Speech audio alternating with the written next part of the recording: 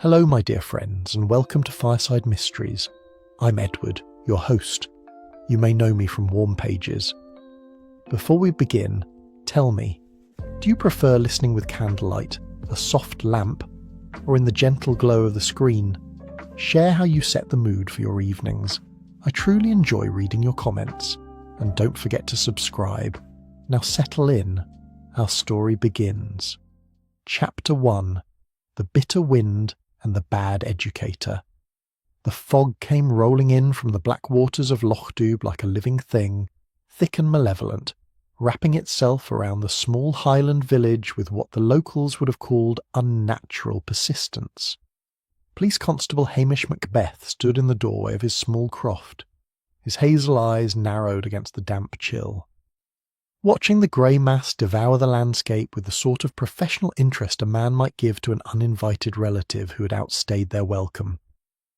It was the sort of day, Hamish reflected, that made a man grateful for a warm hearth, a good dog, and absolutely no pressing duties whatsoever. Lugs, his dog of indeterminate breed and uncertain origins, pressed against his leg with a sympathetic whine. The animal had the sort of intelligence that told him when his master was contemplating the philosophical benefits of doing absolutely nothing, and Lugs heartily approved of such wisdom. "Aye, boy," Hamish murmured, reaching down to scratch behind the dog's lugs, those oversized ears that had given the beast his name. "It's a grand day for staying indoors and avoiding anything that might resemble actual police work." From somewhere in the depths of the croft came a low rumbling sound that was not quite a purr and not quite a growl. Sonsi, his wild cat, was expressing her agreement with this philosophy in her own particular way.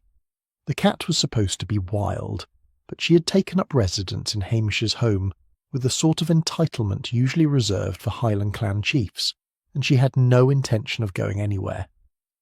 Hamish was just contemplating the pleasant prospect of checking on his small flock of sheep when the sound of a car engine, badly driven and protesting loudly, shattered the morning's peace.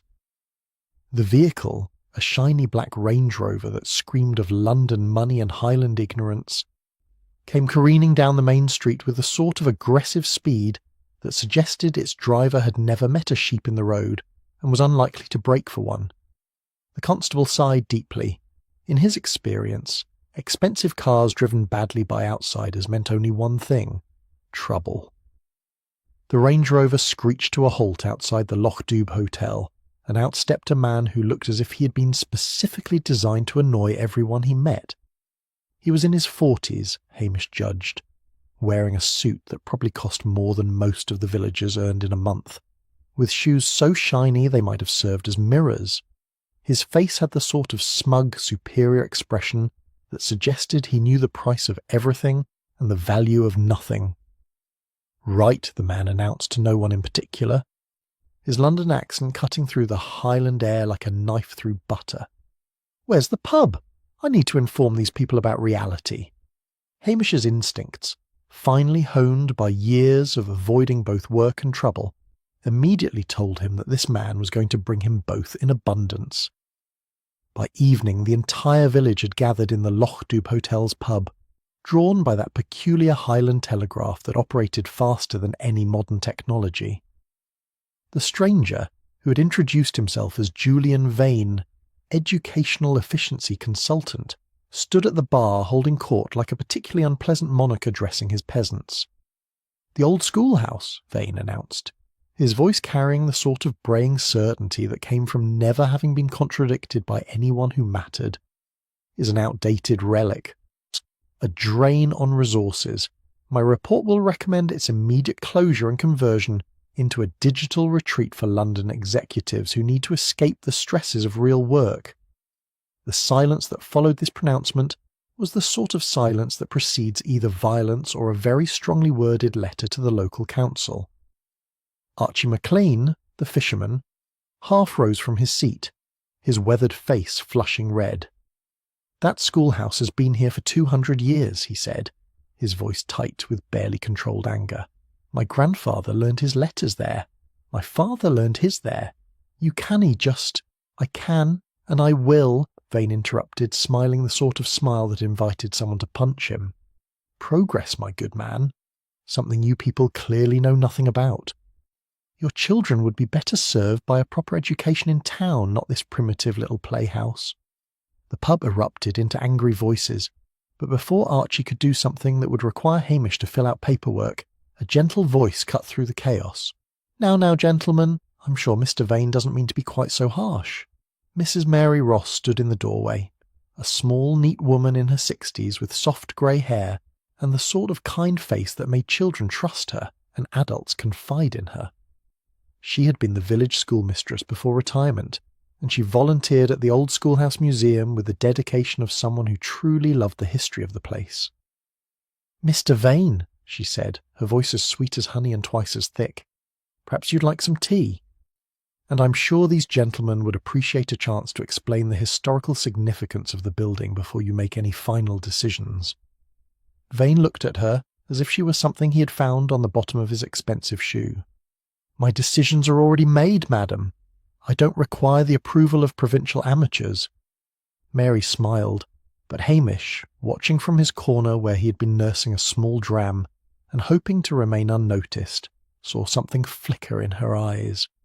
It was gone in an instant, replaced by her usual gentle expression, but for just a moment he could have sworn he saw something very cold indeed. "Of course, Mr. Vane," Mary said softly. "I understand completely. Would you care for some shortbread? I baked it fresh this morning." The evening continued in a state of barely controlled hostility. Deal with Vane insulting everyone he met with democratic enthusiasm, and Mary Ross fluttering about like a gentle butterfly, serving tea, calming tempers, and being so relentlessly nice that even Hamish, who was not given to suspicion of sweet old ladies, found it slightly unnerving.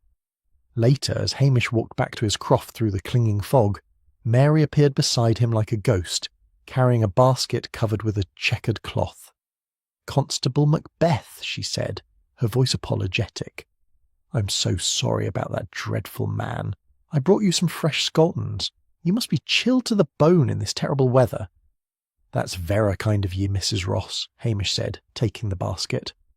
The scones were still warm, and they smelled of butter and comfort. "It's the least I can do," Mary said, smiling up at him. "You work so hard to keep us all safe. We're lucky to have you."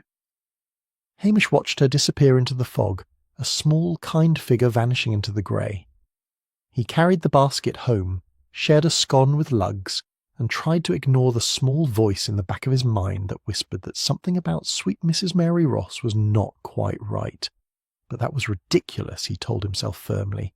She was just a nice old lady who baked excellent scones. The fog pressed closer against the windows, and somewhere in the darkness the black waters of Loch Duv lapped against the shore with the patient persistence of something that had seen it all before and knew it would see it all again. Chapter 2. Death in the Classroom. Morning came to Loch Duv with the sort of reluctance usually reserved for teenagers on school days. The fog had lifted slightly, but the sky remained the colour of old pewter, and the wind off the loch carried a bite that suggested winter had no intention of loosening its grip any time soon. Hamish had just finished feeding his sheep and was contemplating a leisurely breakfast when his mobile phone rang with the shrill insistence of doom itself. "Hamish?" It was Mrs. Wellington, the minister's wife, and her voice had the sort of tremor that meant something serious had happened. "You'd better come to the old schoolhouse. Right away. It's terrible. Just terrible." Hamish drove his elderly Land Rover through the village at a speed that suggested urgency, without actually qualifying as haste. Lugg sitting beside him with the resigned expression of a dog who knew that breakfast was now going to be delayed indefinitely. A small crowd had gathered outside the old schoolhouse, that solid granite building that had educated generations of Highland children and now served as a museum of local history. The villagers stood in tight knots, speaking in hushed voices, and parted silently as Hamish approached. Mrs. Wellington met him at the door, her face pale beneath her sensible hat. "It's Mr. Vane," she said, wringing her hands. He's dead, Hamish, in the old classroom. It's horrible." Hamish felt his heart sink. A dead body meant paperwork. Worse, it meant Detective Chief Inspector Blair would descend upon Lockdoob like a particularly unpleasant plague, and the peace of the village would be shattered for weeks. "Who found him?" Hamish asked, pulling out his notebook with the air of a man facing the gallows. "I did," said a quiet voice, and Mary Ross stepped forward from the crowd. Her face was drawn and shocked, her hands trembling slightly as she clutched a handkerchief. "I came to open up the museum at 8 o'clock, as I always do. The front door was unlocked, which was odd, and when I went to the classroom—" She paused, swallowing hard. "He's in there. Dead. There's blood." Hamish left lugs with Mrs. Wellington and entered the building, treading carefully and noting everything. The heavy oak front door showed no signs of forced entry. Inside, the building smelled of old wood, chalk dust, and that peculiar mustiness that clings to places where history has been carefully preserved. The classroom was at the end of a narrow corridor lined with display cases containing Victorian slates, ancient textbooks, and fading photographs of stern-faced children in their Sunday best. The classroom door was open, and Hamish paused in the doorway, taking in the scene with a policeman's eye and a Highlander's instinct. Julian Vane lay sprawled on the floor beside an old teacher's desk, his expensive suit now rumpled and stained. His skull had been crushed by a massive cast-iron book press that lay beside the body, a brutal piece of Victorian machinery that had once been used to flatten and preserve important documents. Blood had pooled beneath Vane's head, dark and accusatory, but it was the door that caught Hamish's attention. The heavy bolt on the inside was drawn, the sort of old-fashioned iron bolt that could only be secured from within the room. The windows were barred with decorative ironwork, original to the building and far too narrow for even a child to squeeze through. A locked room, Hamish thought grimly. Just what he needed. He secured the scene as best he could, photographing everything with his mobile phone and making careful notes. Then he stepped outside, pulled out his phone, and made the call he had been dreading. Strathbane Police Station. "Aye, this is PC Macbeth in Lockdoob. I need to report a suspicious death. You'd better send Detective Chief Inspector Blair." There was a pause. "Are you sure you want Blair, Hamish?" "No," Hamish said honestly, "but he'll come anyway. And it's better to make it official." Detective Chief Inspector Blair arrived 2 hours later in a convoy of police vehicles that seemed designed to intimidate the locals and impress absolutely no one who knew anything about actual police work. Blair himself emerged from the lead car like a malevolent toad, his fat face red with cold and whiskey, his small eyes gleaming with the sort of vicious pleasure that came from having an excuse to bully people. "Macbeth," he bellowed, "what have you done to my crime scene, you lazy Highland numpty?" "Secured it, sir," Hamish said mildly. "The body's in the classroom. Door was bolted from inside." "Bolted from inside," Blair repeated, his face darkening. "Don't give me any of your locked room nonsense. Someone in this god-forsaken village killed that poor man, and I'll have them in handcuffs before tea time." The poor man in question had insulted everyone in the village the previous evening, but Hamish kept that observation to himself. Blair's team swarmed over the old schoolhouse like particularly clumsy locusts, photographing, measuring, and generally making enough noise to wake the dead.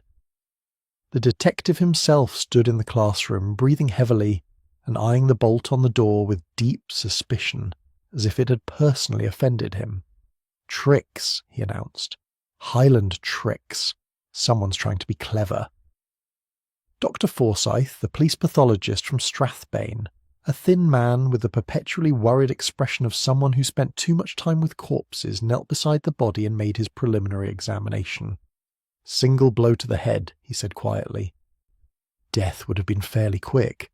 That book press is heavy enough to crush a skull with one strike. Time of death I'd estimate between 10 last night and 2 this morning." "Right," Blair said, rubbing his hands together with unseemly enthusiasm. "I want every person in this village who had contact with the victim questioned.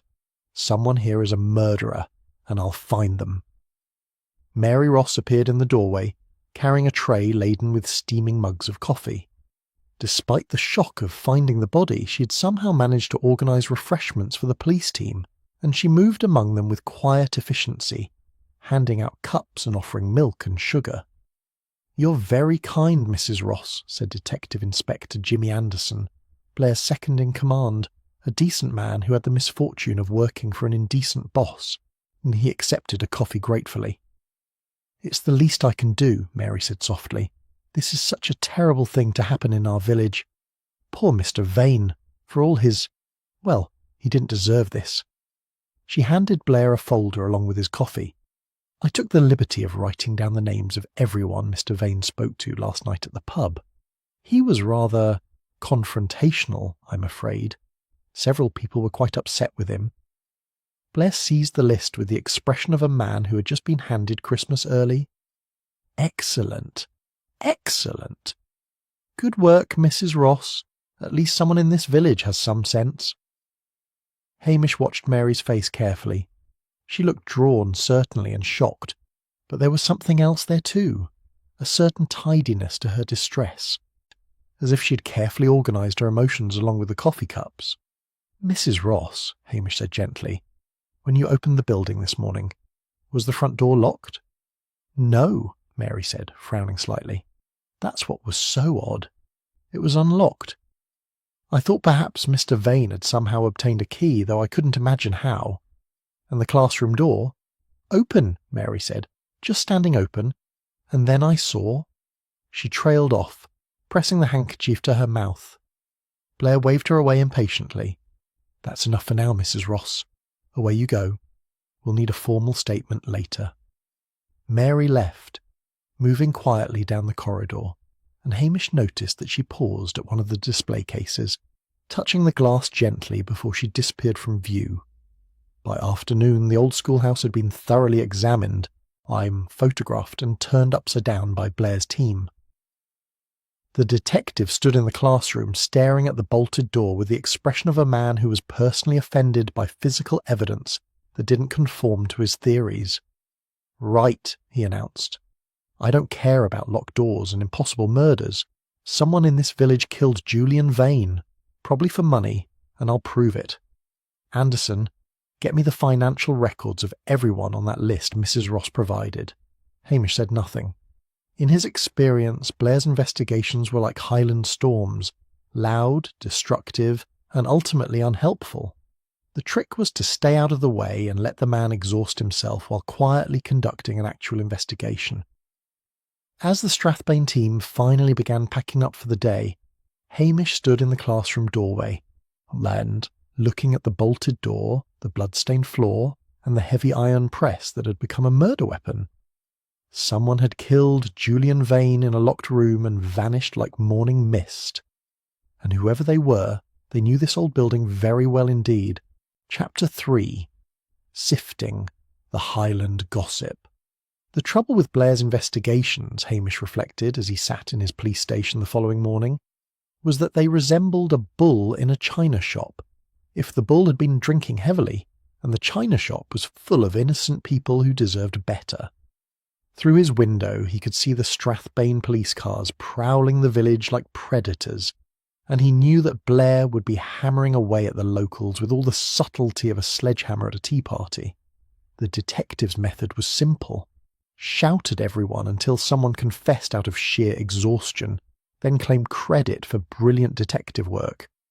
Hamish had no intention of letting an innocent villager take the blame for a crime they hadn't committed, which meant he needed to conduct his own investigation before Blair's incompetence resulted in a miscarriage of justice. He fed Lugs a piece of bacon, scratched Sonsi behind her tufted ears, and set off into the village with the unhurried pace of a man who knew that haste was the enemy of good policing. His first stop was the cottage shared by the Curry sisters, Nessie and Jessie, twin spinsters who ran the village with an iron hand disguised as concerned neighbourliness. They knew everything that happened in Lochdew, often before it actually happened, and their tongues wagged with the efficiency of a Swiss clock. Nessie opened the door, her sharp eyes brightening at the sight of Hamish.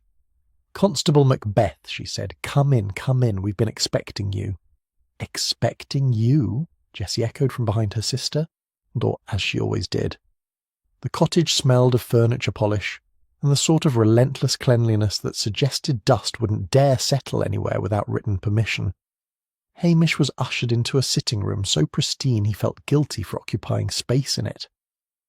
"Terrible business," Nessie said, settling into a chair with the air of someone preparing to share state secrets. "Terrible business," Jessie repeated. "Aye," Hamish agreed. "I don't suppose either of you ladies saw anything unusual the day Mr. Vane arrived?" Nessie leaned forward conspiratorially. "We saw him arguing with a young man down by the harbour, the afternoon before he died." "Before he died," Jessie confirmed. "A young man?" Hamish pulled out his notebook. "Can you describe him?"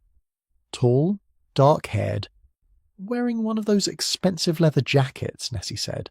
"Not from the village. Too well dressed for a tourist. They were having a right Barney, they were." "Right Barney?" Jessie nodded vigorously. "Could you hear what they were saying?" "Something about money," Nessie said. "The young man was demanding money, and Mr. Vane was laughing at him. Called him a wastrel, he did." "Called him a wastrel?" Hamish made careful notes.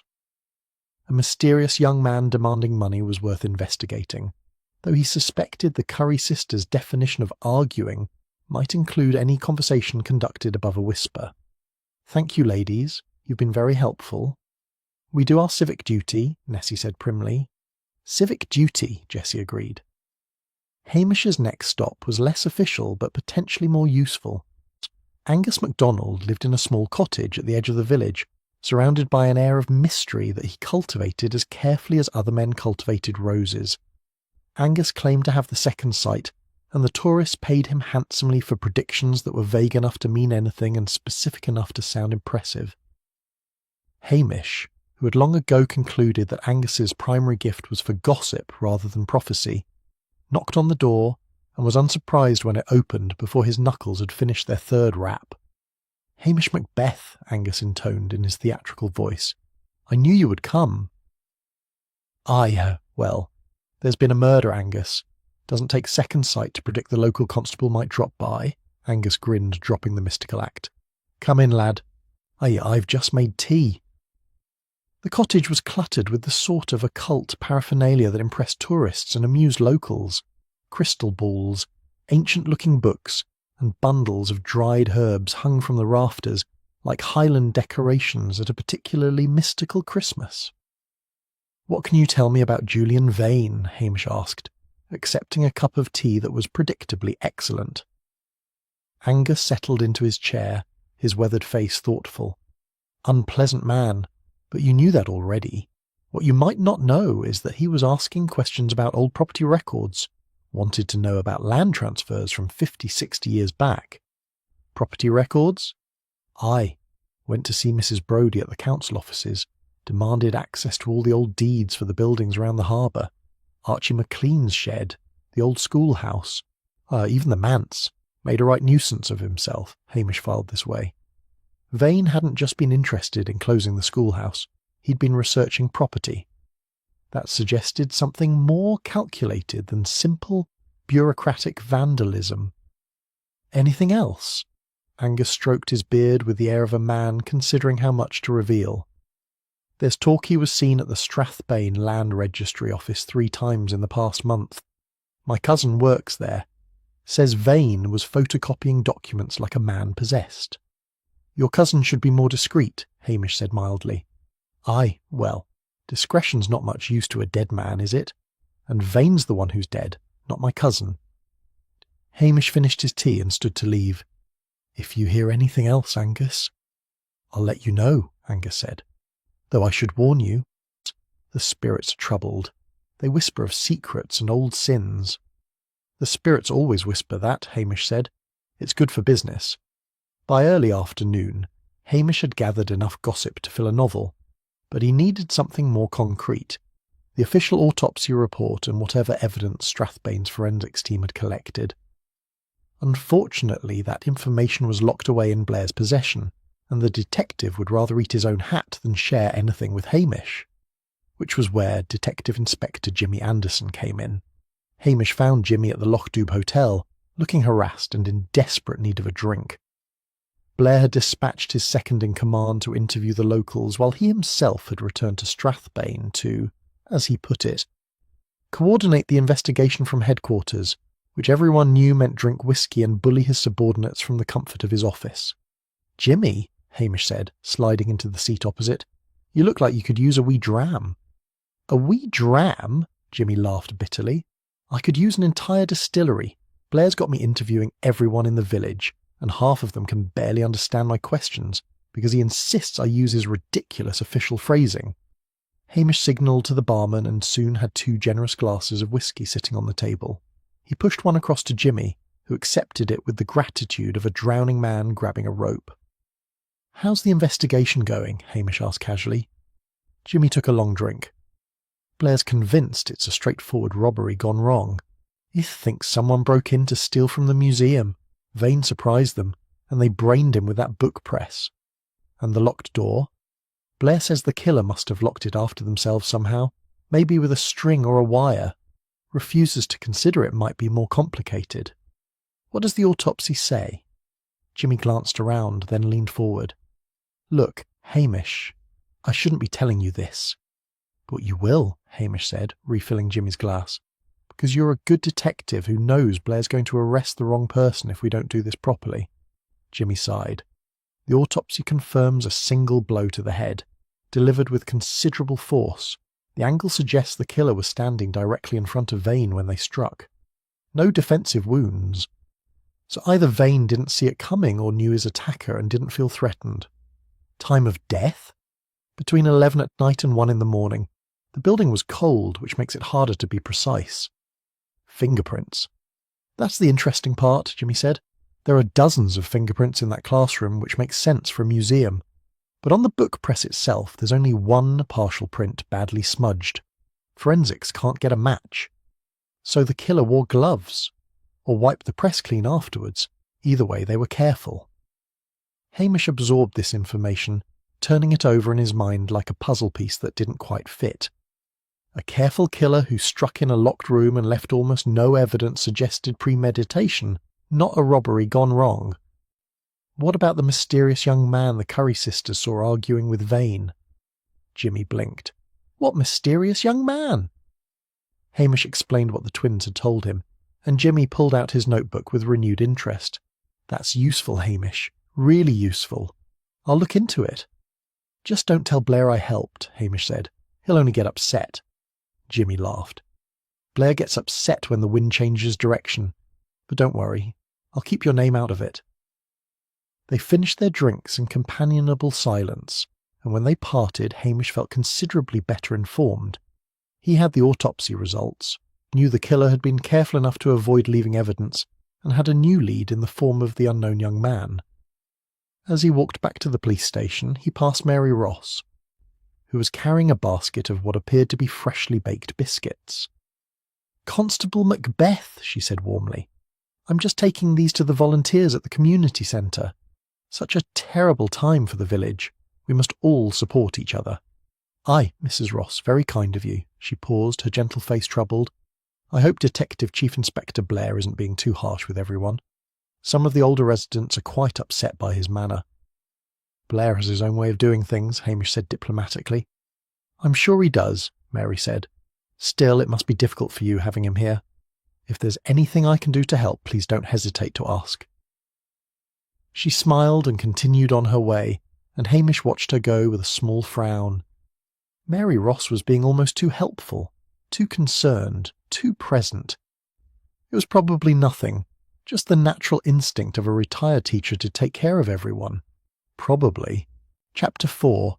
The Blackmailer's Ledger. Hamish had learned over the years that the best time to conduct an unofficial search was when everyone else was at lunch. People were predictable in their habits, and the good folk of Lochdoub were particularly devoted to their midday meal. He waited until he saw Blair's car disappear in the direction of Strathbane, taking the detective back to his office, where he would undoubtedly spend the afternoon creating elaborate theories that had no connection to actual evidence. The forensics team had finished their work the previous day, and the old schoolhouse stood empty, wrapped in police tape that fluttered in the wind like yellow ribbons of bureaucratic disapproval. Hamish let himself in with the key that Mrs. Ross had given the police.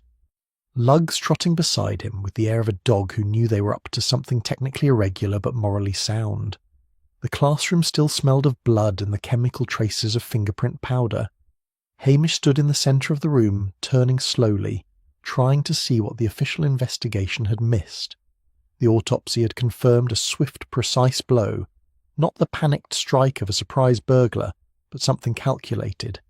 The killer had known exactly where Vane would be standing, and exactly how to use the heavy book press to maximum effect. Hamish examined the bolt on the door again. Solid iron, old as the building itself, the sort of mechanism that couldn't be manipulated from outside with string or wire, no matter what Blair might theorise. The windows were too narrow and too high, the bars too firmly embedded in the stone, a locked room mystery in a Highland village. It would have been almost entertaining if a man hadn't died. He began a methodical search of the classroom, moving aside the antique desks, checking behind the display boards that showed the history of Highland education. Lugg sniffed at the corners, his tail wagging occasionally when he found something interesting, which usually turned out to be ancient crumbs or the skeletal remains of a long-dead spider. It was Lugg's who found the loose floorboard. The dog had been investigating a corner near the teacher's desk, his oversized ears twitching with interest. He scratched at the floor, whining softly, and Hamish came to investigate. The board was old oak, worn smooth by generations of students' feet, but when Hamish pressed on it, it shifted slightly. He pulled out his penknife and carefully levered it up, revealing a dark space beneath. Inside was a small metal safe, the old-fashioned kind with a combination lock that looked like it dated from the Victorian era. Hamish tried the handle experimentally and was surprised when it opened. Someone had forgotten to lock it, or perhaps they'd been interrupted. Inside the safe was a leather-bound ledger, the sort of thing a Victorian clerk might have used to record accounts. Hamish pulled it out carefully, noting that the leather was newer than the safe, and carried it to the window where the light was better. What he found made his blood run cold. The ledger was a record of blackmail, pure and simple. Julian Vane hadn't just been an educational consultant. He'd been a parasite who used his access to old property records and academic archives to dig up secrets and exploit them. The entries were meticulous and damning. Hamish read them with growing disgust. Archie McLean's grandfather had been involved in an illegal whiskey still during the Depression, a fact that Vane threatened to use to revoke the fishing licences that had been in the family for generations, unless Archie sold his harbour shed for a pittance.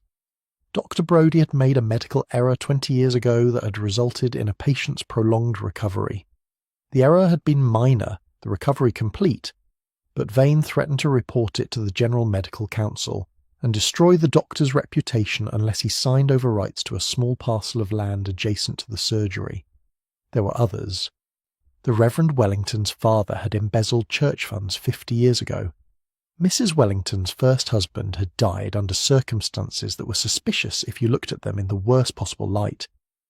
Even the Curry sisters weren't spared. Their father had been arrested for poaching deer from the Laird's estate in 1952. Every entry included the amount of money Vane had extorted, or the property he'd acquired through coercion. The man had been systematically bleeding the village dry, using the past as a weapon against the present. Hamish sat down heavily on one of the old-school benches, the ledger open in his lap. This changed everything. Every person on these pages had a motive for murder, and Vane had been thorough enough to give half the village a reason to want him dead. He was just considering whether to share this discovery with Blair or find a more subtle approach when he heard footsteps in the corridor outside. Mary Ross appeared in the doorway, carrying a thermos and a small basket. She stopped when she saw Hamish, her expression shifting from surprise to concern. "Constable Macbeth," she said. "I didn't expect anyone to be here. I was just bringing some tea for the police officers. I thought they might still be working." Hamish closed the ledger carefully, but not before he saw Mary's eyes flick to it. A brief moment of calculation crossing her face before the gentle mask returned. "Just having a wee look around, Mrs. Ross," he said easily, "making sure nothing was missed." "Of course," she said, setting down the basket. "How thorough of you. I'm sure Detective Chief Inspector Blair appreciates your diligence." "Oh, Blair appreciates nothing," Hamish said, watching her carefully. "But the truth has a way of coming out eventually, doesn't it? I certainly hope so, Mary said. Her eyes had that same odd quality he'd noticed before, as if there were two people behind them, the gentle schoolteacher everyone knew and someone else entirely. That poor man, whatever his faults, deserves justice. Did you know Vane was researching property records? Hamish asked, keeping his tone conversational. Mary's expression didn't change. He mentioned something about it at the pub. Said he wanted to understand the historical ownership of the buildings. I assumed it was part of his assessment work. Very thorough for an educational consultant. Yes, Mary agreed. Very thorough indeed. Though I suppose that's what made him good at his job. She moved to leave, then paused at the door. Hamish, may I ask you something? Aye. Do you think whoever killed Mr. Vane was from the village? It was an odd question, phrased in an odd way. Not who killed him, but was the killer from the village, as if the identity mattered less than the location. I think, Hamish said slowly, that whoever killed him knew this building very well. They knew about the bolt on the door, knew where to find the book press, knew how to move through the place in the dark. Mary nodded, as if he'd confirmed something she already suspected. That makes sense. Thank you, Hamish. I'll leave you to your work. She disappeared down the corridor, her footsteps fading away, and Hamish heard the front door close softly behind her. He waited a full minute, then went to the corridor and looked at the display cases Mary had paused beside the day they found the body. They contained old school records, photographs of children in Victorian dress, and a collection of textbooks from different eras. One of the textbooks was slightly askew, as if someone had recently touched the glass. Hamish examined it more closely. It was titled A History of Highland Properties, Land Transfers and Deeds, 1850 to 1950. Curious, he tried the cabinet door. It was locked. He went back to the classroom and returned with the ledger, comparing the entries to his memory of the book's title. Several of the blackmail victims' properties were listed as having changed hands in that precise time period. Hamish sat down on the corridor floor, Lugg settling beside him with a sympathetic groan. The pieces were starting to fit together, but the picture they formed was troubling. Vane had used historical records to blackmail people. Someone had killed him for it, and Mary Ross, the helpful, gentle retired schoolteacher, kept appearing at exactly the wrong moments with exactly the right sort of assistance. He pulled out his mobile phone and called Jimmy Anderson. Jimmy, I need you to do something for me without telling Blair. That's becoming a habit, Hamish. What do you need? I need you to run a background check on Mary Ross. Full history, employment records, family connections, everything you can find. There was a pause. Mrs. Ross? The sweet old lady who keeps bringing us biscuits? Aye, that's the one. You think she's involved? I think, Hamish said carefully, that I'd like to know more about her. Can you do it quietly? I'll see what I can find. But Hamish, if Blair finds out I'm investigating the village's favourite grandmother on your say-so, he'll have both our heads. Blair won't find out, Hamish said. Trust me. He hung up and stood, tucking the ledger inside his jacket. The safe had been open, which meant someone had been there before him. Either they'd forgotten to lock it in their haste, or they'd wanted it found. Either way, the investigation had just become considerably more complicated. Chapter 5. Expanding the suspect pool. The discovery of the blackmail ledger had transformed the investigation from a simple murder inquiry into something far more complex. Hamish spent the evening in his kitchen, the ledger spread before him on the table, while Lugg snored gently by the fire, and Sonsi watched him with her unblinking yellow eyes. Every name in that book represented a potential killer. Worse, every name represented someone Hamish knew, someone he'd shared a drink with or passed the time of day with. The thought of arresting any of them made his stomach turn, but the thought of letting a murderer go free was worse. He was just contemplating a second cup of tea when his mobile phone rang. It was Jimmy Anderson, and the detective sounded tired. Hamish, I've got news about Mrs. Ross. Go on. Her maiden name was Mary Thornton. She came to Lockdube 30 years ago, took the job at the village school, married a local man named Donald Ross, who died 5 years later of a heart attack. Model citizen ever since. References impeccable. No criminal record. Nothing suspicious. But? Hamish could hear the hesitation in Jimmy's voice. But when I dug a bit deeper, I found something odd. Before she came to Lockdube, there's almost no record of her. It's like Mary Thornton didn't exist before 1995. No school records in London. No previous employment. Nothing. Hamish felt a chill run down his spine. That's not possible. Everyone leaves a paper trail. Not if they've changed their identity, Jimmy said quietly.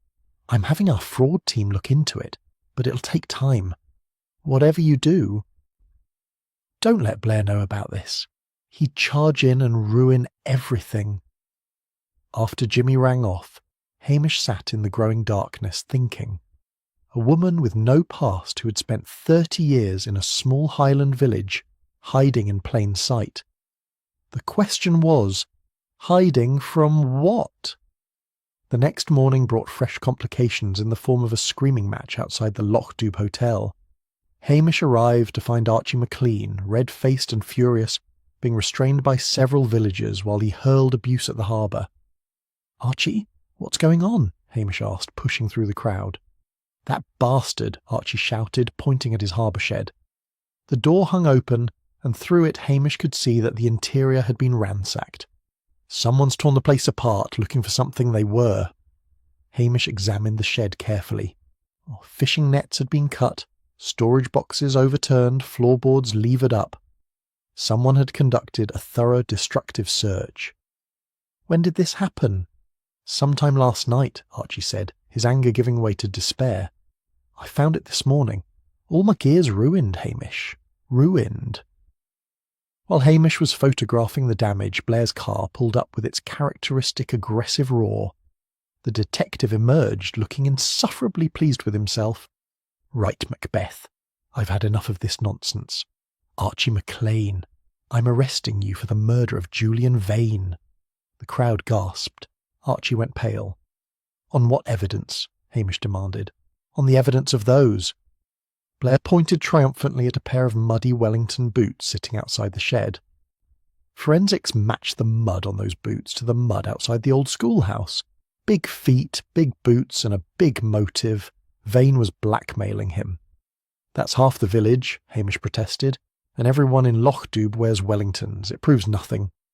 "It proves enough for me," Blair said. "Besides, who else had such a public argument with the victim?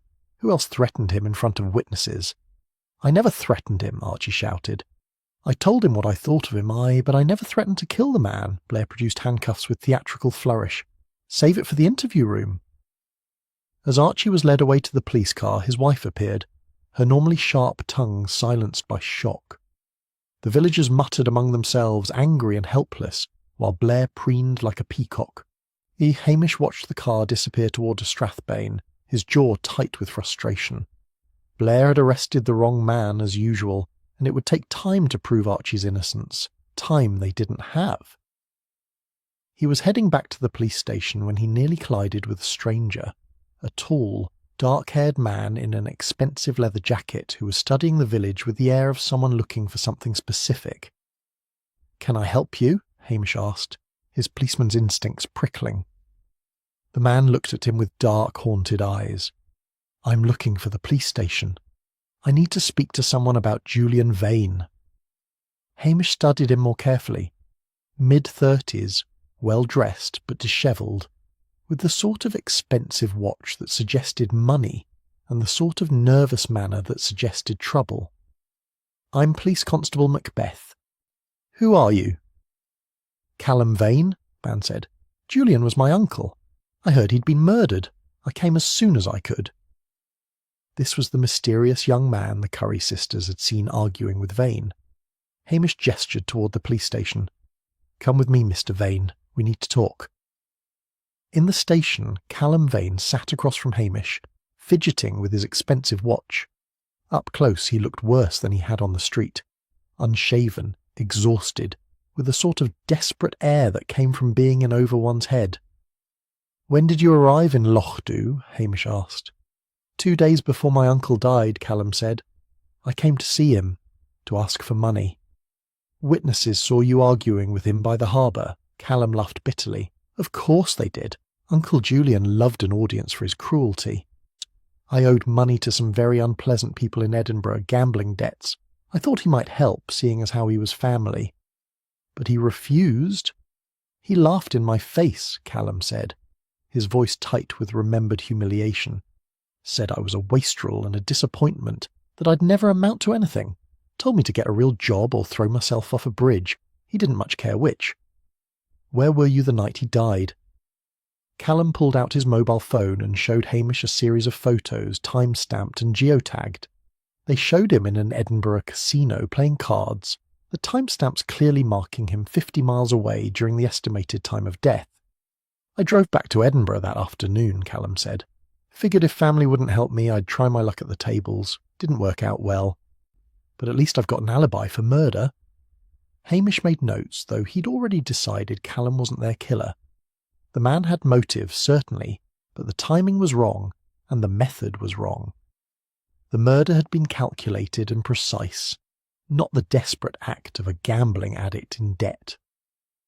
"Did your uncle mention any business he was conducting in Lochdoub?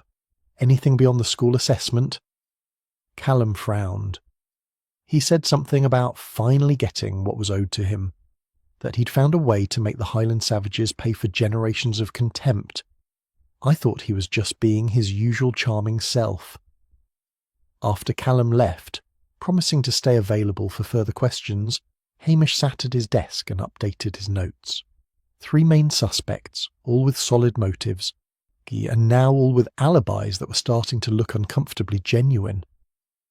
That afternoon brought another development. Dr. Brodie came to the station looking profoundly uncomfortable. "Hamish, I need to tell you something about the night Vane died." "Go on, Doctor." "I was at the manse, playing cards with Reverend Wellington until midnight. We do it every Wednesday. But I need you to know, Vane had been threatening me. He knew about a mistake I made years ago, a prescription error. Nothing serious. The patient recovered fully, but he said he'd report me unless I signed over a piece of land my father left me." "And did you?" "I told him to go to hell," Brodie said firmly. "I'm not ashamed of an honest mistake, and I wasn't going to be blackmailed by that vulture.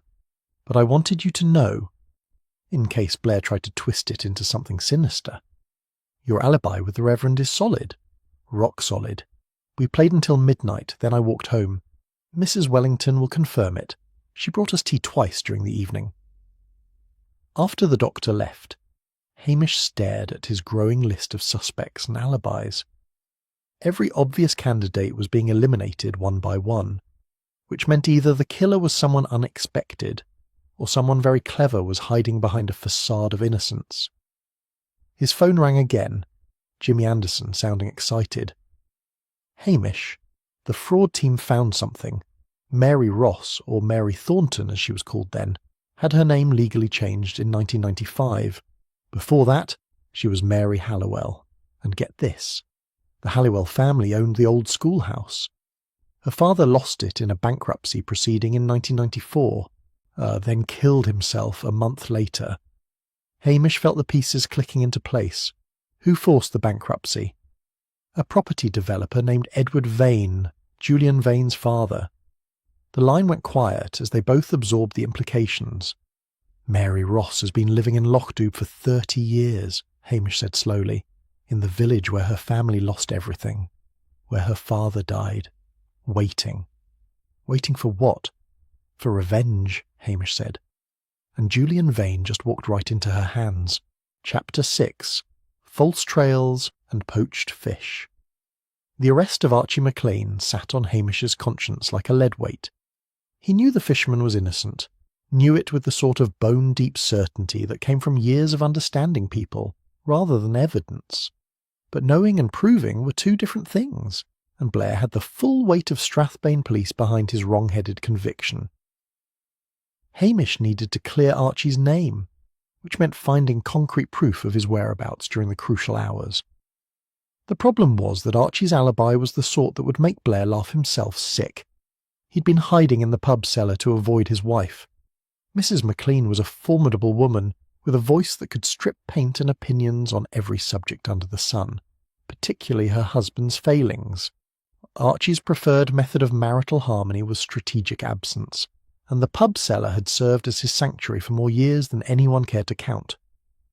Hamish found the publican, Mr. McBride, in the hotel kitchen looking uncomfortable.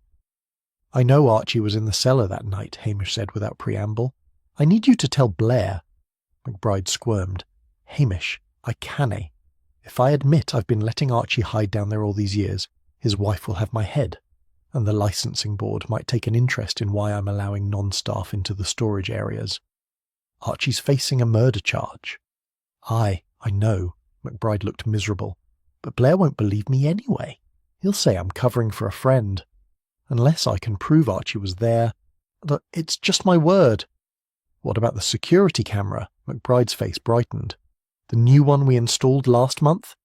"By God, Hamish, I'd forgotten about that.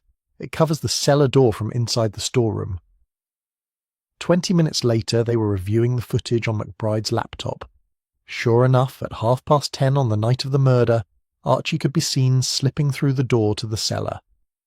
He didn't emerge until after 1 in the morning, long after the estimated time of death. "I'll take a copy of that," Hamish said, "and I'll make sure Blair knows it came from your security system, not from you protecting a friend." With Archie's alibi secured, Hamish turned his attention to the other suspects. Dr. Brodie's alibi with Reverend Wellington seemed solid. He and Callum Vane had been photographed in Edinburgh during the crucial hours, which left the question of who had actually committed the murder. He was walking past the old schoolhouse that evening when he noticed a light moving inside, a torch beam flickering through the windows. Someone was searching the building, and Hamish was willing to bet it wasn't the Strathbane forensics team. Moving quietly, he approached the front door and found it ajar. He slipped inside, lugs at his heels, and followed the light toward the classroom. The torch beam was coming from the storage room at the back, and Hamish could hear the sound of boxes being moved. He switched on his own torch and called out, "This is the police. Come out with your hands where I can see them." There was a crash, a muffled curse, and then Doctor. Brodie emerged from the storage room clutching a large burlap sack that appeared to be leaking. The doctor's face was a picture of guilt and desperation. "Hamish," he said weakly, "this isn't what it looks like." "It looks like you're sneaking around a crime scene in the dark carrying something in a bloody sack," Hamish said. "Please tell me it's not what I think it is." Brodie set the sack down with the air of a man facing execution. "It's a salmon, illegally caught. I was hiding it here temporarily, and I came back to retrieve it before anyone found it." Hamish stared at him. "You're telling me you risked a murder investigation to hide a poached fish?" "It's a 20-pound Atlantic salmon," Brodie said defensively. "Do you know how rare those are? And my wife is absolutely militant about following the law. If she found out I'd been poaching, she'd divorce me. The murder investigation I might survive. My wife finding illegal salmon in our freezer? That's a death sentence." Hamish opened the sack and confirmed that it did, indeed, contain a magnificent salmon, recently deceased and starting to smell. He looked at Brodie's sheepish face and felt the urge to laugh. "You realise I could arrest you for this?" "Please don't," Brodie said. "The embarrassment alone would kill me." Hamish considered the situation. By the letter of the law, he should confiscate the fish and file a report. But this was Lochdoom, where the letter of the law often took second place to common sense and community harmony. Brodie was a good doctor, a decent man, and the salmon was already dead. "Take the fish," Hamish said finally. "Oh, bury it somewhere your wife won't find it. And for God's sake, stop poaching. If Blair catches you, I won't be able to help." Brodie clutched the sack like a precious child. "Thank you, Hamish. I owe you." "You owe me nothing. But if I need a medical opinion on this case, I'll expect your complete honesty." After Brodie had departed with his illegal salmon, Hamish remained in the old schoolhouse, thinking. The doctor's nocturnal visit had been innocent, if ridiculous, but it highlighted how many people had access to this building, how many might know its secrets. He returned to the classroom and studied the locked door again. The bolt was solid, the mechanism simple but effective. There was no trick to it, no hidden way to lock it from outside, which meant either the killer had never left the room, which was impossible given that it had been searched thoroughly, or there was another way out that everyone had missed. Hamish examined the walls, the floor, even the ceiling. The room was exactly what it appeared to be, a Victorian classroom, solid and straightforward. No hidden panels, no secret passages, no... He stopped. The building was Victorian, built in the 1850s when the Highland clearances were still fresh in memory. Buildings from that era often had hidden spaces, places to hide contraband or fugitives from the authorities. He pulled out his phone and called Mary Ross. "Mrs. Ross, I need to ask you something. You're the village historian. Did the old schoolhouse ever have any architectural peculiarities? Hidden spaces, storage areas, anything like that?" There was a pause. When Mary spoke, her voice was carefully neutral. "Why do you ask, Hamish?" "Just trying to understand the building better. The locked room puzzle has everyone stumped." "I see." Another pause. "Actually, there were rumours of the old priest holes from when the building was originally constructed. Catholic priests used to hide there during the persecution years, but I've never found any evidence of them in my research." "Priest holes," Hamish repeated. "That's interesting. Thank you, Mrs. Ross." He rang off and stood in the classroom looking at it with fresh eyes. A priest hole would explain everything. A hidden passage that the killer could use to escape after bolting the door from inside. But where would it be? And how would someone find it after all these years? Unless they'd always known it was there. Unless they'd grown up in this building when it was still their family home. Hamish pulled out the ledger he'd taken from the safe and flipped to the back pages. There, in Vane's meticulous handwriting, was an entry dated 2 weeks before his death. "Discovered MH is actually Mary Hallowell, daughter of Thomas Hallowell, the previous owner. She knows about the hidden items her father concealed before the bankruptcy. We'll confront her and demand 50%, or we'll expose both the theft and her hidden identity to the village. MH, Mary Hallowell, Mary Ross." Hamish felt his stomach tighten. Vane had discovered Mary's secret, had threatened to destroy the life she'd built over 30 years, and had tried to extort her for her own family's possessions. That was motive enough for murder. He needed to search Mary's cottage, but he needed to do it legally. Which meant he needed enough evidence to convince someone other than Blair that his suspicions were justified. He was just leaving the building when his phone rang. It was Jimmy Anderson, and he sounded agitated. "Hamish, Blair's just had to release Archie McLean. The video evidence you provided was incontrovertible. He's absolutely furious, and he's threatening to arrest someone else immediately to save face." "Who?" "Dr. Brodie. He's decided the doctor's alibi is too convenient, and he's planning to bring him in for intensive questioning tomorrow morning." Hamish closed his eyes. Blair was flailing, desperate for an arrest. Any arrest. If he started questioning Brodie aggressively, the doctor might panic and mention the poached salmon, which would give Blair an excuse to charge him with something, even if it wasn't murder. But the investigation was spiralling out of control and time was running out. He needed to solve this case before Blair's incompetence resulted in another innocent person being destroyed. And to do that, he needed to confront Mary Ross with the truth. Chapter 7. Ironclad Alibis. The rain came that night, sweeping in from the Atlantic with the sort of determination that suggested it intended to stay for a week. Hamish sat in his kitchen, listening to it hammer against the windows while he worked through his notes one more time. He had motive for Mary Ross. He had opportunity, given her intimate knowledge of the building. What he didn't have was proof, and without proof, Blair would never authorise a search of her cottage.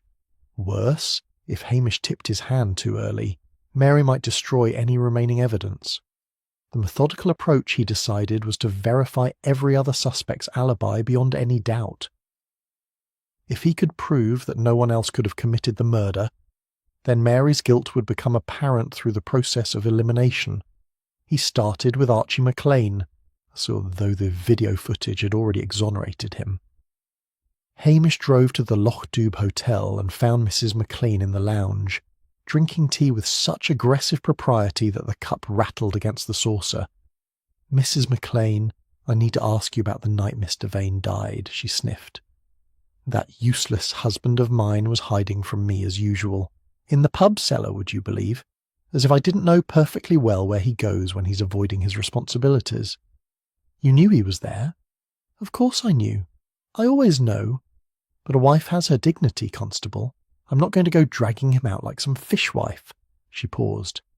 "Even if that's exactly what I am." "So you saw him go into the cellar?" "I saw him sneak in there at 10:30 thinking he was being clever, and I saw him come out at 1 a.m, looking like a guilty schoolboy. The man's as transparent as glass." Hamish made notes, hiding his relief. Mrs. McLean's testimony, combined with the video evidence, made Archie's alibi unbreakable. Next, he visited the manse, where Reverend Wellington greeted him with the sort of weary patience reserved for those who deal professionally with human failing. "Yes, Hamish. Dr. Brodie was here that entire evening. We played cards until midnight. Whist, to be specific, though the doctor was distracted and played abominably." "Was he distracted about anything in particular?" The Reverend hesitated, clearly wrestling with the boundary between pastoral confidentiality and civic duty. "He mentioned that Mr. Vane had been making threats, something about an old medical matter. I advised him to ignore it. That blackmail loses its power when you refuse to be ashamed." "Good advice, Reverend." "Unfortunately, advice is one thing. Following it is quite another. But I can assure you the doctor was here from 8 o'clock until midnight. My wife served us tea twice, at 9 and at 11. After he left, I locked up the manse and went to bed." Mrs. Wellington confirmed the timeline when Hamish spoke to her, adding that she'd heard the doctor's car start up in the driveway just after midnight. "He seemed troubled, poor man. I offered him some shortbread for the drive home, but he said his stomach wasn't up to it." With Dr. Brodie's alibi confirmed, Hamish turned his attention to Callum Vane. The traffic camera footage showed his car leaving Lochdoub at 3 p.m, 2 days before the murder, and the casino photographs placed him in Edinburgh during the crucial hours. But Hamish was thorough, and he called the casino to verify. "Aye, we remember Mr. Vane," the manager said over the phone. "He was here most of the night, losing money at the poker tables. Left around 2 a.m, looking considerably poorer than when he arrived." "You're certain of the date?" "Absolutely. We keep detailed records. Would you like me to send over the transaction logs?" "Please."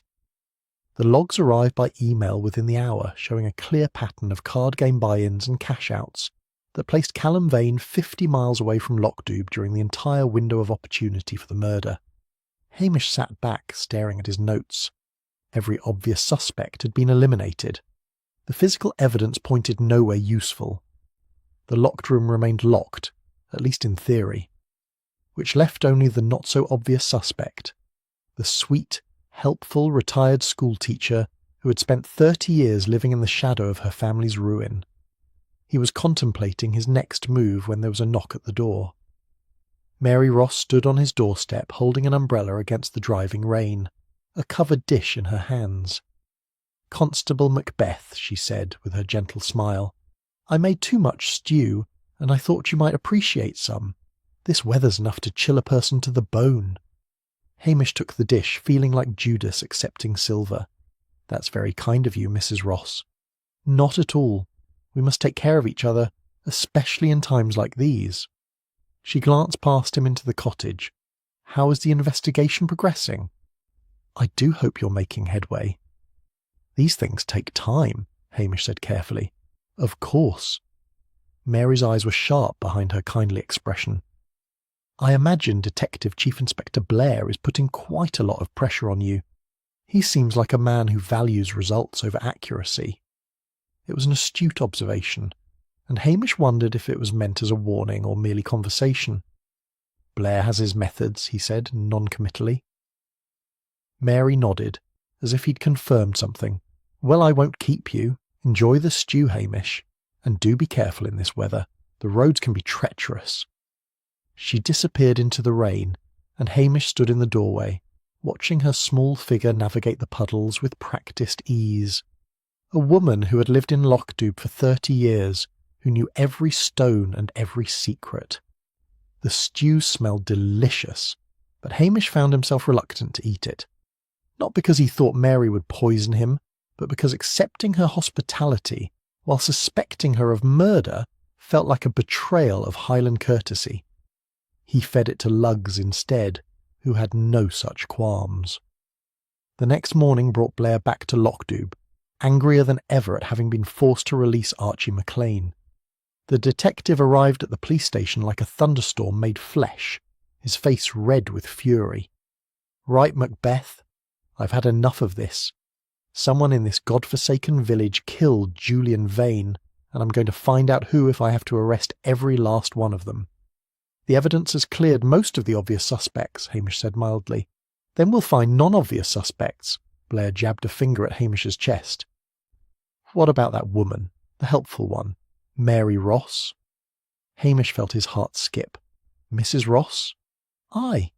Always hanging about, bringing coffee, being suspiciously nice. In my experience, people who are that helpful are usually hiding something." It was, Hamish had to admit, sound reasoning, even if it came from Blair. Broken clocks and all that. "What evidence do you have against her?" Hamish asked. "Evidence?" Blair waved the word away like an annoying insect. "I don't need evidence. I've got instinct, and my instinct says she's involved somehow." "You can't arrest someone on instinct, sir." "Watch me," Blair said. "I'm bringing her in for questioning this afternoon. If she's innocent, she'll have nothing to hide." After Blair stormed out, Hamish sat at his desk, thinking furiously. Blair questioning Mary would be a disaster. The detective would bully her, make accusations without proof, and possibly tip her off that she was under suspicion. If there was any evidence left in her cottage, she'd destroy it the moment Blair let her go. Hamish needed to act first, but he needed to do it legally and carefully. He pulled out his phone and called Jimmy Anderson. "Jimmy, I need your help. Quietly." "What now?" "I need to search Mary Ross's cottage, but I need Blair to authorise it without knowing it was my idea," Jimmy laughed. "That's impossible, Hamish. Blair's not that stupid." "He is, if we make it look like his idea. Can you plant the suggestion that there might be evidence at her house? Make it seem like you thought of it based on something in the forensics report." There was a long pause. "That's manipulative and underhanded." "Aye, I love it. Give me an hour."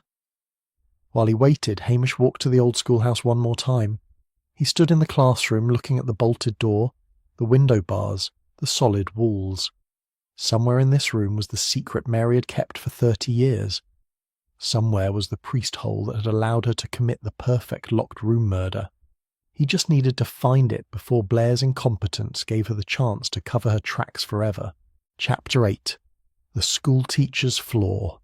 Jimmy Anderson proved as good as his word. By early afternoon, Blair had summoned Hamish to the Lochdoub Hotel, where the detective had set up his temporary headquarters in the lounge, much to the dismay of the regular patrons who found themselves displaced. "Macbeth," Blair announced, waving a sheet of paper. "Anderson's been going through the evidence logs. Seems there might be something of interest at Mrs. Ross's cottage. Fabric fibres, chalk dust, that sort of thing. We're executing a search warrant this afternoon." "Is that wise, sir?" Hamish asked, playing his part. "Mrs. Ross has been very helpful to the investigation." "Helpful people make me suspicious," Blair said, confirming his earlier instinct. "Besides, she was the one who found the body." "Always look at the person who finds the body, Macbeth. First rule of detective work." It wasn't, but Hamish wasn't about to argue. Blair in agreement was a rare and precious thing, like snow in July, and just as likely to disappear without warning. The search of Mary Ross's cottage was conducted with Blair's usual lack of subtlety. The detective arrived with 4 constables and proceeded to treat the neat little house like a crime scene, which, Hamish reflected, it might well be. Mary stood in her front garden, watching the proceedings with an expression of bemused concern that didn't quite reach her eyes. "I don't understand," she said to Hamish. "What could you possibly be looking for?" "Just routine, Mrs. Ross," Hamish said, hating himself for the lie. "We're checking everyone who had access to the old schoolhouse." "But I've been nothing but helpful." "Aye, you have." Blair emerged from the cottage looking frustrated. "Nothing. Not a bloody thing. The place is clean as a whistle." Hamish had expected as much. Mary was far too careful to leave obvious evidence lying about, but he'd been watching her face while Blair searched, and he'd seen something flicker when the detective had opened her writing desk. After Blair and his team departed, grumbling about wasted time, Hamish lingered. Mary had returned to her cottage, and through the window he could see her sitting at that same writing desk, perfectly still, staring at nothing. Back at the police station, Hamish pulled out the timeline Mary had provided to Blair on the morning after the murder. He'd glanced at it before but hadn't studied it closely. Now he read every word with meticulous care. The list detailed everyone who had spoken to Vane at the pub that night, the approximate times, and the nature of the conversations. It was thorough, organised, and helpful. Too helpful. Hamish frowned at one particular entry. 10:15 p.m. Mr. Vane mentioned he was researching a historical book about Highland property transfers at the old schoolhouse. He seemed excited about something he'd found. That was oddly specific. Most witnesses gave vague times and general impressions, but Mary had provided exact details about a book Vane was researching, and she'd mentioned the topic of Highland property transfers, which tied directly to the blackmail scheme. Why would she draw attention to that particular detail unless she was trying to establish that Vane's research was common knowledge? Hamish pulled out his phone and called the Loch Dubh Hotel. "Mr. McBride, did you hear Julian Vane mention anything about researching a historical book the night before he died?" The publican thought for a moment. "Now that you mention it, no. He was too busy insulting everyone to talk about books. Why?" "Just checking something, thanks." Hamish hung up and stared at the timeline. Mary had included information that no one else remembered, information that served to explain Vane's interest in the old schoolhouse. It was a small anomaly, but it nagged at him. Then there was the matter of the threatening note. 3 days after the murder, Mary had appeared at the police station with a crumpled piece of paper she claimed to have found wedged behind a display case at the old schoolhouse. "I thought you should see this, Hamish," she'd said, her face troubled. "I found it while tidying up after the forensics team left." The note, written in crude block letters, read, "You'll pay for what you're doing to this village." At the time, Hamish had assumed it was genuine. Now he pulled it from the evidence bag and examined it more carefully. The paper was old, certainly, the sort of yellowed stock that might have come from the schoolhouse's own supplies. But the handwriting was too perfect, too deliberately crude, like someone imitating poor penmanship rather than actually possessing it. And the timing was too convenient. And Mary had found it exactly when Blair was looking for evidence against Archie MacLean, exactly when such a note would reinforce the case against the fisherman. Hamish had a sudden thought. He grabbed his jacket and headed back to the old schoolhouse. The classroom was quiet, dust motes dancing in the afternoon light. Hamish went to the display cases that lined the walls, looking at the materials Mary had used to create the historical exhibits. There were old photographs, carefully mounted, Victorian slate boards with chalk writing demonstrating lessons from a century ago. And there, in one case, a collection of vintage paper samples showing how materials had changed over the decades. He looked more closely at the papers. One of them was yellowed stock, identical to the note Mary had found. A coincidence, perhaps. But Hamish didn't believe in coincidences, not anymore. He moved to the next case and found himself looking at a display about Victorian classroom practices. There were examples of chalk work, different colours demonstrating various teaching methods, red chalk for corrections, white for general writing, blue for special occasions. Hamish thought about the crime scene. The forensics team had found traces of coloured chalk near where Vane's body had fallen. At the time, it had seemed unremarkable in a classroom setting. But what if the chalk hadn't been there before the murder? What if it had been transferred from the killer's clothing? He examined the display case more carefully. The lock was simple, the sort that could be opened with a basic key. Mary, as the museum volunteer, would have access to that key. Kneeling down, Hamish studied the floor near the case. There, caught in a crack between the floorboards, was a tiny scrap of wallpaper. Not the modern paint that covered most of the walls, but vintage paper, faded and delicate. He pulled out his penknife and carefully extracted it. The pattern was distinctive, small roses on a cream background, the sort of Victorian design that hadn't been fashionable in decades. Hamish stood up, his heart beating faster. He'd seen this wallpaper before, but where? Then he remembered. Mary's cottage. She had a small framed piece of vintage wallpaper hanging in her hallway, a sentimental keepsake. The pattern was identical. He photographed the scrap, then called Jimmy Anderson. "Jimmy, I need you to check something in the evidence logs. The forensics team found coloured chalk at the crime scene." "Aye? Hold on." There was the sound of papers rustling. "Aye, trace amounts of blue and red chalk dust. Why?" "What about fibres? Any fabric evidence?" "Some synthetic fibres, probably from the victim's clothing. And... wait, there's a note here about a small fragment of vintage wallpaper found adhered to the victim's jacket. The team assumed it came from the building, since the place is full of historical materials." "Can you get me a photo of that wallpaper fragment?" "I can do better than that. I can bring you the actual sample. It's in the evidence locker." An hour later, Jimmy arrived with a small evidence bag.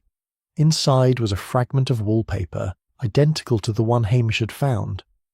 Identical to the piece hanging in Mary Ross's cottage. "What are you thinking?" Jimmy asked. "I'm thinking," Hamish said slowly, "that Mary Ross uses vintage materials for her historical displays. She has access to old paper, coloured chalk, all the materials found at the crime scene. And I'm thinking that she's been very, very careful to appear helpful, while subtly directing the investigation away from herself. But how did she do it? The locked room." "Priest holes," Hamish interrupted. "She told me herself that the building had rumours of priest holes, hidden passages from when Catholics were persecuted. What if those passages are real? What if Mary knew about them because she grew up in that building?" Jimmy's eyes widened.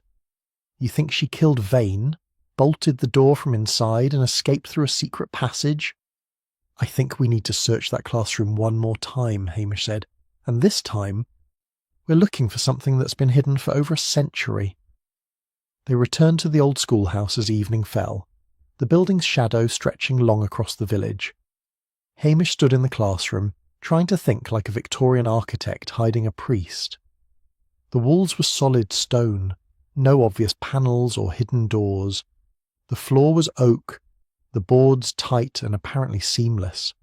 But somewhere in this room was an exit that Mary had used to create her perfect locked room mystery. "Think about the practicalities," Hamish said, more to himself than to Jimmy. "It needs to be accessible but hidden. Easy enough to open if you know the trick, but invisible if you don't."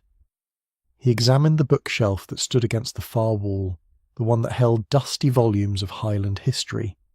The shelf was built into the wall itself, a permanent fixture rather than a freestanding piece of furniture. Hamish began removing books, running his hands along the back panel. On the third shelf down, his fingers found something. A small indentation, barely noticeable, right at the back corner. He pressed it. With a soft click, the entire back panel of the bookshelf swung inward, revealing a narrow passage that disappeared into darkness. "Well," Jimmy said quietly, "that's how she did it. Chapter 9. Sins of the Past." The passage beyond the bookshelf was narrow and dark, smelling of old stone and secrets that had been kept for more than a century. Hamish switched on his torch and edged forward, Jimmy following close behind. The tunnel ran for perhaps 15 feet before opening into a small chamber, barely large enough for 2 people to stand in. From there, another passage led downward at a slight angle, ending at what appeared to be a bricked-up exit. "This must have led outside originally," Jimmy said, examining the brickwork. "Probably to the back of the building, where a priest could slip away unnoticed." "Aye, but look at this." Hamish pointed to scratches in the mortar around one of the bricks, fresh scratches made recently. "Someone's been checking to make sure this exit is still sealed. Making sure no one would think to look for another way out." They returned to the classroom and Hamish stood looking at the room with new understanding. Mary had known about this passage all her life. She'd grown up in this building, played in these rooms, discovered its secrets the way children do. When Vane had threatened to expose her and steal what remained of her family's possessions, she'd used that childhood knowledge to commit murder. "We need to talk to her," Hamish said. "But first I need to understand the whole story." He spent the next few hours digging through records, making phone calls, and piecing together a history that had been deliberately buried. What he found was a tragedy that explained everything. Thomas Hallowell had been a respected teacher and the owner of the old schoolhouse, which had been in his family for 3 generations. In 1993, he'd invested his savings in a property development scheme run by Edward Vane, Julian's father. The scheme had been fraudulent, and when it collapsed, Thomas had lost everything. Edward Vane had then used legal manipulation to force Thomas into bankruptcy, purchasing the old schoolhouse for a fraction of its value. What the official records didn't show, but what Hamish discovered through careful searching of newspaper archives, was that Thomas Hallowell had been accused of theft. According to the reports, several valuable historical artefacts that had been stored in the schoolhouse had disappeared before the bankruptcy sale. Thomas claimed he'd never taken them, that they'd been stolen by Vane to justify paying even less for the property. But the accusation had destroyed what remained of his reputation. A month after losing his family home, Thomas Hallowell had walked into Loch Ness and never come out. His daughter, Mary, had disappeared from public records shortly after, only to resurface a year later with a new surname and a teaching position in the very village where she had lost everything. Hamish sat back, feeling the weight of it.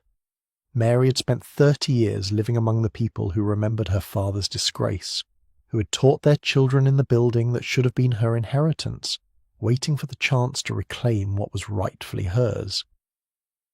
And then Julian Vane had arrived, the son of the man who had destroyed her family, ready to steal the building all over again. The final piece fell into place when Hamish returned to Vane's ledger and found a notation on one of the last pages. Artifacts hidden in sealed priest-hole chamber. MH confirmed location when confronted. Worth approximately £50,000. Will demand 50% or expose both theft and identity. Vane hadn't just discovered Mary's identity. He'd discovered that her father had indeed hidden the artifacts, had been telling the truth all along. And rather than return them to the rightful owner, Vane had tried to extort Mary for half their value. It was, Hamish thought, exactly the sort of vicious greed that got people murdered. He found Mary in her cottage that evening, sitting by the fire with a cup of tea, looking smaller and older than she had just days before. She smiled when she opened the door, but the smile didn't hold. "Constable Macbeth. I wondered when you'd come. May I come in, Mrs. Ross?" "Of course. Would you like some tea?" "No, thank you." They sat in her neat parlour, the vintage wallpaper on the wall a silent witness to her true identity. Hamish pulled out his notebook, though he already knew what he was going to say. "Your father didn't steal those artifacts, did he? He hid them to keep Vane's father from taking them along with everything else." Mary's hands tightened around her teacup, but her voice remained steady. "No, he didn't steal them. They were family heirlooms, things that had been in the schoolhouse for generations. My father knew Edward Vane would claim them as part of the bankruptcy, would sell them to the highest bidder. So he hid them in the priest hole, the secret chamber that had been in our family for 200 years. And Julian Vane discovered this? He was like his father, greedy and cruel." Mary's voice was calm, almost conversational. "He came to me 3 weeks ago, told me he knew who I really was, said he'd found records of the artifacts my father had hidden, knew they were still in the building. He demanded I give him half their value, or he'd expose me as the daughter of a thief and have me arrested for concealing stolen property. But they weren't stolen. Try proving that 30 years after the fact," Mary said bitterly. "My father's reputation was already destroyed. Mine would have followed. I would have lost my position, my home, everything I'd built here. All because a Vane decided it wasn't enough to take my family's property. He had to take their honour too." Hamish said nothing, letting the silence stretch between them. I didn't plan it, Mary said finally. Not at first. But that night, when he came to the schoolhouse to show me where the artifacts were hidden, to gloat about his father's victory, something broke inside me. He was laughing, Hamish. Laughing about how my father had died, how easy it had been to destroy him. So you killed him. I picked up the book press. It was heavy, but anger makes you strong. One blow, and he fell. Then I bolted the door, took the artifacts from the priest hole, and left through the passage. I sealed it behind me and went home. In the morning, I came back through the front door and discovered the body. She set down her teacup with steady hands. I'm not sorry, Hamish. He deserved what he got. His father destroyed my family and he was going to destroy me. I won't apologise for defending myself. It wasn't self-defence, Mrs. Ross. It was murder. Call it what you like. Mary stood up, smoothing her skirt. I assume you'll be arresting me now. Hamish looked at her, this woman who had lived a quiet life of service, who had taught generations of children, who had been driven to murder by a wrong that had festered for 30 years. The law was clear, but justice was more complicated. Not yet, he said slowly. First, I need to retrieve those artifacts. They're evidence now. Mary nodded. They're in my attic. I'll show you. The artifacts, when Hamish saw them, were beautiful. Victorian writing desks, old-school bells, historic books, and teaching materials that belonged in a museum. The items that Edward Vane had tried to steal and his son had tried to extort. As Hamish catalogued each piece, he found himself thinking about justice versus law, about the sins of fathers being visited upon sons, and about how a good person could be driven to do a terrible thing. He thought about all of this, and he began to form a plan. Chapter 10. The Lazy Constable's Justice. The morning of the confrontation, Hamish arrived at the old schoolhouse just as dawn was breaking over Loch Dhu. The fog had lifted, and the loch lay calm and dark beneath a sky the colour of pewter. It was the sort of morning that made a man grateful for small mercies and simple pleasures. He found Mary Ross already there, standing in the classroom where she had committed murder, looking at the place where her father had once taught Highland children their letters. "I wondered if you'd come alone," she said quietly. "I thought we should talk first," Hamish replied, "before I involve Blair." Detective Chief Inspector Blair. Mary smiled without humour. He'll be so pleased to finally make an arrest that sticks. Hamish sat on one of the old-school benches, gesturing for Mary to sit as well. She did, folding her hands in her lap with the composure of a woman who had already made her peace with consequences. "Tell me something, Mrs. Ross. Did you plant that threatening note to implicate Archie?"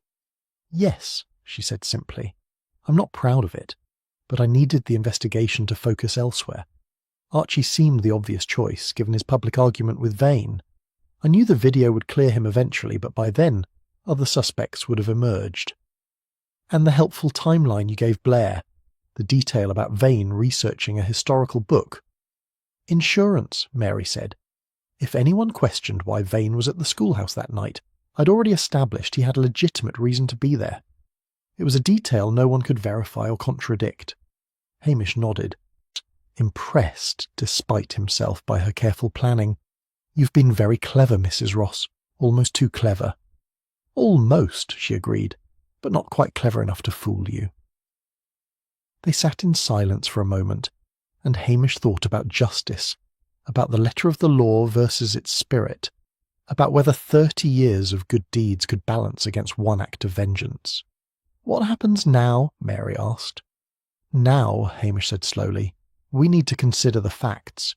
Julian Vane was a blackmailer and an extortionist who was planning to steal your family's property for the second time.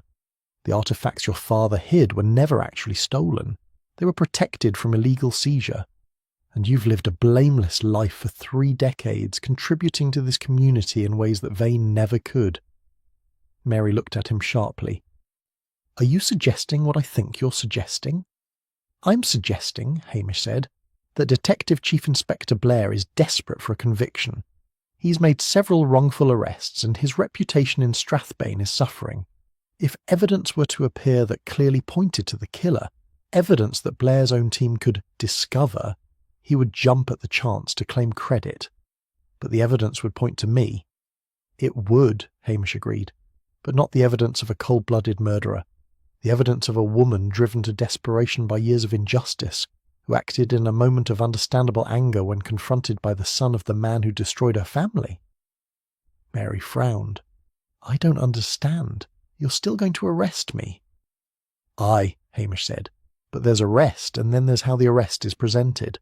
Blair doesn't need to know about the planted evidence, the fake note, the calculated misdirection. He can discover the wallpaper fragments, the chalk dust, the secret passage, and your true identity. He can piece together that you killed Vane in a fit of rage when he threatened to expose you and steal your family's heritage. And that's better how? Because, Hamish said patiently, a jury will be far more sympathetic to a woman who snapped under extreme provocation than to a woman who carefully planned and executed a murder. You'll have lawyers, Mrs. Ross, good ones, and when they tell the story of what the Vane family did to yours, when they explain about your father's suicide and 30 years of quiet penance, they might just convince a jury that you've already paid enough. Mary stared at him. You're trying to help me. I'm trying to serve justice, Hamish corrected. Which isn't always the same as serving the law, but it's what's right. He stood up and walked to the teacher's satchel that sat on the desk, the one Mary used when she volunteered at the museum. He placed inside it the fragments of wallpaper he'd collected, Vane's ledger with its damning entries about Mary Halliwell, and a carefully typed summary of the connection between the Vane and Halliwell families. Blair's team will search this building again this afternoon, Hamish said. They'll find the secret passage, and when they do, they'll want to search your cottage again, more thoroughly this time. They'll find this satchel, and they'll make the connection.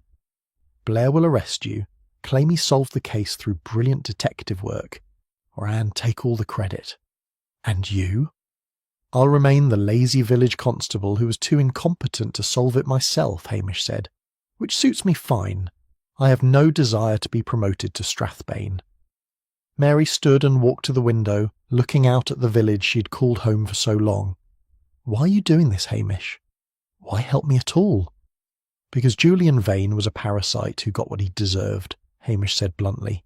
Because his father destroyed your family through fraud and manipulation. Because you've been a good teacher and a good woman, and one act of desperate violence doesn't erase 30 years of service. And because justice should consider the whole person, not just their worst moment. But I'm still going to prison. Maybe, Hamish said. Or maybe a good lawyer will argue diminished responsibility, extreme provocation, and get you a reduced sentence. Maybe you'll serve a few years and come out still able to have a life. That's better than what you'd face if Blair knew the full extent of your planning. Mary turned back to him, tears in her eyes for the first time since he'd met her. Thank you, Hamish. Don't thank me yet, he said. You'll still have to face trial. But you'll face it as a victim who fought back, not as a calculating killer. That's the best I can offer. That afternoon, exactly as Hamish had predicted, Blair's team discovered the secret passage. The detective's triumphant phone call came 2 hours later. Macbeth. We found it. The hidden passage. The evidence. Everything. That Ross woman is our killer. I'm arresting her within the hour. Well done, sir, Hamish said mildly. Brilliant detective work. Damn right it is, Blair crowed. I'll be sure to mention your assistance in my report, such as it was. The arrest was conducted with Blair's usual theatrical flair, complete with reporters summoned from Strathbane to witness his triumph. Mary went quietly, her face composed, and she met Hamish's eyes once as she was led to the police car. There was gratitude there, and acceptance, and something that might have been peace. The village watched in shocked silence as their beloved retired schoolteacher was driven away. Some wept, some muttered about injustice, but no one who knew the full story could say she hadn't been driven to it. That evening, Hamish sat in his croft with lugs at his feet and Sonsi purring on his lap. The fire crackled in the hearth, and outside, The black waters of Loch Dubh reflected the first stars of evening. He thought about Mary Ross, about justice and mercy, about the fine line between right and wrong. He thought about how a good person could do a terrible thing, and whether punishment served any purpose beyond satisfying society's need for vengeance. He pulled a piece of shortbread from the tin on the table and broke it in half, sharing it with Lugs, who accepted it with the grateful dignity of a dog who knew his master had done something significant, even if he didn't understand what. The phone rang. It was Jimmy Anderson. "Hamish, I just wanted to say what you did for her. That was decent." "I didn't do anything," Hamish said. "Blair solved the case." "Aye, right. Blair solved it." Jimmy laughed. "You know, with a record like this, you'll never get promoted." "That's the plan, Jimmy. That's always been the plan." After he hung up, Hamish sat in comfortable silence, scratching Sonsi behind her ears and watching the fire. Tomorrow life in Loch Dubh would return to normal. The old schoolhouse would eventually reopen. The villagers would gossip and argue and live their lives. And Hamish Macbeth, lazy village constable, would tend his sheep, feed his animals, and avoid any work that might result in him being transferred to dreary Strathbane. The delicate balance of his beloved village had been disturbed, but now it was restored. Justice of a sort had been served, and that was enough.